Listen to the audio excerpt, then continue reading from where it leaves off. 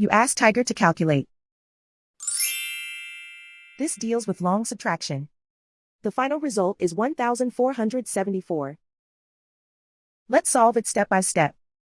Rewrite the numbers from top to bottom, aligned by their place values. Subtract the numbers using long subtraction method.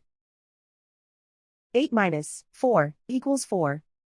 Because the upper digit, 5, in the tens column is too small to get a positive difference, borrow 1 from the digit, 2, in the next number place which becomes 1, and get 15.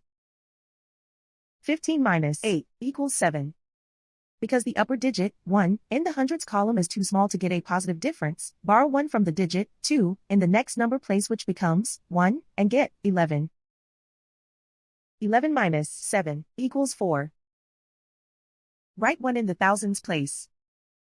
And so the final result is 1,474.